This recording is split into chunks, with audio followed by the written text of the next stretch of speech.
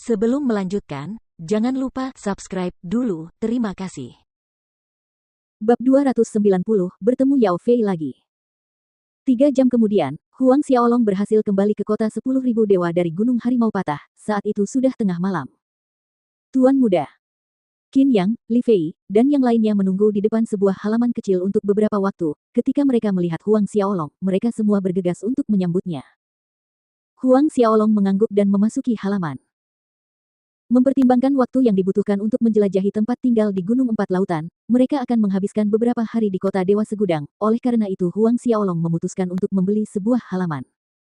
Halaman itu tidak besar, tetapi harganya mencapai jutaan per unit, meskipun koin emas adalah hal yang paling tidak dimiliki Huang Xiaolong.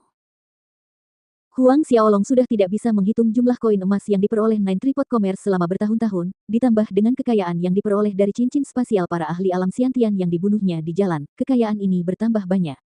Terutama kelompok tetua dan murid Poison Saint Sek yang telah dimusnahkan. Memasuki halaman, Huang Xiaolong meminta izin pada Qin Yang dan 3 orang lainnya, lalu muncul kembali di kuil Sumi dalam sekejap. Sesampainya di sana, ia mengeluarkan 2 buku panduan, Great Void Divine Fist dan Great Demonic Yin Sound, dan mulai berlatih. Dalam beberapa hari terakhir, sejak ia mendapatkan 2 buku panduan ini, Huang Xiaolong meluangkan waktu untuk berlatih kedua keterampilan tersebut dan berhasil memperoleh hasil yang memuaskan. Di dalam kuil Sumi, siluet Huang Xiaolong terlihat terus melompat dan berganti posisi, kedua tangannya membentuk kepalan tangan yang kuat saat mereka memukul berkali-kali, menciptakan serangkaian jejak kepalan tangan raksasa yang tidak berwujud dan surrealis yang menembus udara, menghantam kehampaan. Tidak berwujud pada satu saat dan padat pada saat berikutnya, mistis dan aneh. Ini adalah tinju ilahi kekosongan besar. Waktu berlalu, lalu Huang Xiaolong menjentikkan pergelangan tangannya, mengubah sirkulasi energi di tubuhnya saat pupil matanya tiba-tiba bersinar gelap, mulutnya terbuka dan gelombang suara meledak dari mulut Huang Xiaolong seperti gelombang pasang yang bergelombang, menghantam dinding kuil Sumi dan memantul ke segala arah. Gema itu berlangsung lama di aula kuil Sumi. Dibandingkan dengan kemampuan yang ditunjukkan oleh tetua sekte suci racun Jinzong, kekuatan serangan Huang Xiaolong telah menggandakan kerusakannya. Pada saat dia selesai melatih kedua kemampuan ini, langit sudah mulai cerah, Huang Xiaolong berhenti dan keluar dari Gunung Sumi yang saleh. Ketika dia keluar dari Gunung Sumi yang suci, Qin Yang, Li Fei, Jie Dong, dan Liu Chong sudah menunggunya dengan rendah hati. Tanpa membuang waktu lagi, kelompok yang beranggotakan 5 orang itu langsung menuju ke rumah lelang. Karena daya tarik lelang kali ini, orang-orang berbondong-bondong datang ke kota Dewata, kerumunan orang yang menuju ke rumah lelang itu bagaikan sungai orang yang tak berujung, mengalir ke satu arah. Meskipun jaraknya tidak jauh, kelompok Huang Xiaolong masih menggunakan waktu tidak kurang dari setengah jam untuk melewati pintu-pintu yang penuh sesak. Pesan yang berhubungan dengan teknik kultivasi tingkat menengah Great Tousan Teknik Heaven, keterampilan pertempuran Peerless Windbreaking Finger, dan juga Giok Herculean King telah menyebar jauh dan luas di Bedlam Lands. Para ahli dari berbagai kekuatan bergegas ke kota untuk menghadiri pelelangan. Lihat, dia adalah bangsawan muda kota Dosa, Zhao Chen. Tiba-tiba terjadi keributan di kerumunan.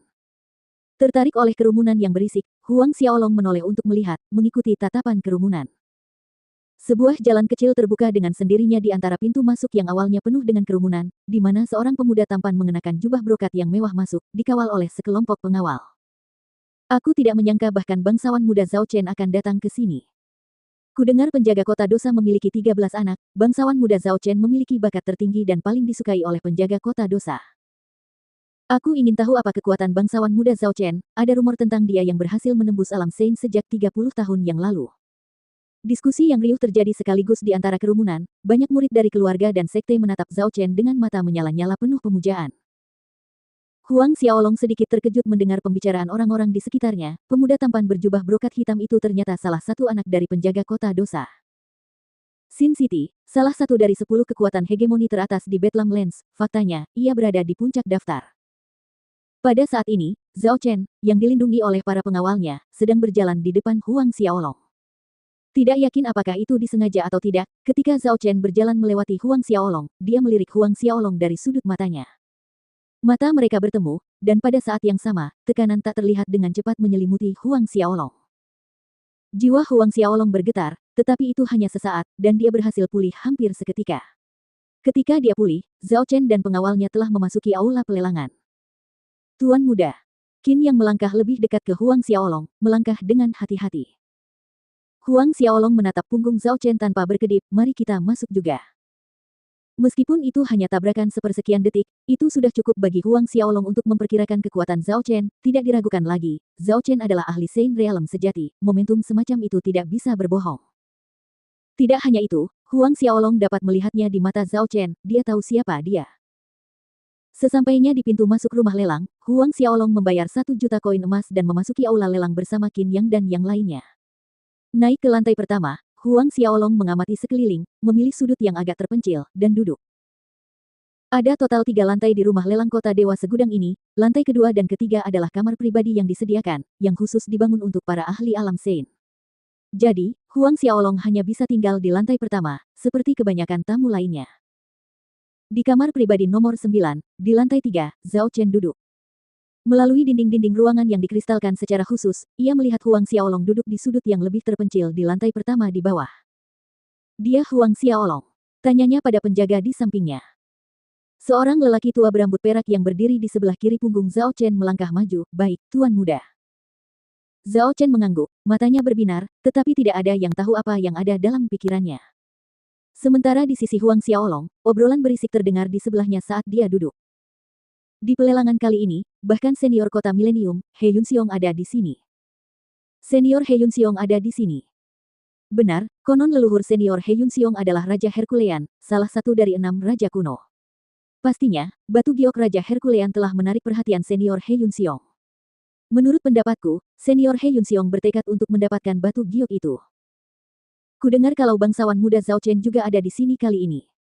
Dia pasti juga mengincar Raja Giok Herculean itu.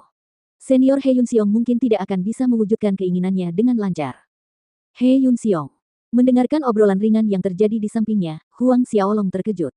Dia tidak menyangka bahkan He Yunxiong akan menghadiri pelelangan kali ini, semua karena batu giok itu. Millennium City merupakan salah satu dari 10 kota terbesar di Bedlamlands, namun peringkatnya sedikit ke bawah, dan He Yunxiong merupakan kastelan dari Millennium City juga salah satu dari 10 pakar teratas di Bedlamlands. Salah satu dari 10 pakar teratas Bedlamlands jarang menunjukkan wajahnya di depan publik selama puluhan tahun. Semua orang gembira melihat He Yunxiong menghadiri pelelangan secara langsung.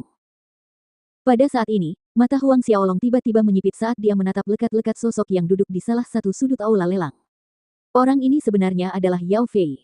Mata Huang Xiaolong berubah dingin. Yao Fei muncul di sini di Bedlamlands mungkin bukan suatu kebetulan. Seolah-olah dia punya firasat, Yao Fei menoleh, pandangannya bertabrakan dengan pandangan Huang Xiaolong. Awalnya, Yao Fei tertegun, lalu digantikan oleh kegembiraan luar biasa seorang pemburu yang mengunci mangsanya, keinginan untuk membunuh bersinar melalui matanya. Sambil menatap tajam ke arah Huang Xiaolong, Yao Fei bergumam tanpa suara, Huang Xiaolong, kau mati sekarang. Bibir Huang Xiaolong tertarik ke belakang membentuk seringai dingin.